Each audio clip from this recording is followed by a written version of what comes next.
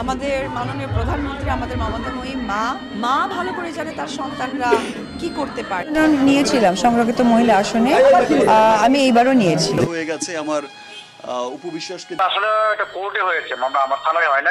হত্যা চেষ্টা মামলার আসামির তালিকায় এবার অপু বিশ্বাস। খুব শীঘ্রই গ্রেফতার হবে চিত্রনায়িকা অপু বিশ্বাস সহ আরও 17 জন অভিনয় শিল্পী। প্রিয় ভিউয়ার্স, বিস্তারিত জানতে ভিডিওটি না টেনে সম্পূর্ণ দেখতে থাকুন। এবার জুলাই অভ্যুত্থানের সময়ের ঘটনায় করা হত্যা চেষ্টা মামলায় সাবেক প্রধানমন্ত্রী শেখ হাসিনার সঙ্গে আসামি হয়েছেন অভিনেত্রী সুবর্ণা মোস্তফা, চিত্রনায়িকা অপু বিশ্বাস, নিপুণ আক্তার সহ 17 জন অভিনয় শিল্পী।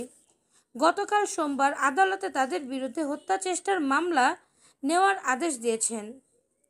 ঢাকার ভাটারা থানার ভারপ্রাপ্ত কর্মকর্তা মাজহারুল ইসলাম বলেন, আদালতের আদেশের কপি তারা পেয়েছেন, সেই অনুযায়ী ব্যবস্থা নেওয়া হচ্ছে। গত মাসে মার্চ মাসে ঢাকার চিফ মেট্রোপলিটন ম্যাজিস্ট্রেট আদালতে শেখ হাসিনা সহ 183 জনকে আসামি করে মামলার আবেদন করেন এনামুল হক নামের এক ব্যক্তি।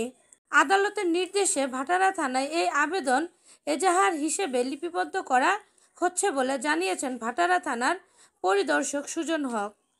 আজ বিকেলে 4:45টার দিকে তিনি প্রথম আলোকে বলেন, আসামিদের তালিকায় মেহের আফরোজ শাহ, নুসরাত ফারিয়া, জায়েদ খান, আসানা হাবিব, ভাবনা, আজিজুল হাকিমের নাম রয়েছে। পরিদর্শক সুজন হক বলেন, মামলায় 17 জন অভিনয় শিল্পীর নাম আছে। থানায় এজাহার হিসেবে লিপিবদ্ধ হলে বিস্তারিত তথ্য পাওয়া যাবে। সম্প্রতি অভিনেতা ইরেশ জাকিরের বিরুদ্ধে মামলা হয়েছে। বৈষম্য বিরোধী আন্দোলন চলাকালে রাজধানীর মিরপুরে গুলিতে বিএনপি কর্মী মাহফুজ আলমকে হত্যার অভিযোগে এ মামলা করা হয়। এ মামলার মূল আসামি অপু বিশ্বাস, নিপুণ আক্তার ও নুসরাত ফারিয়া।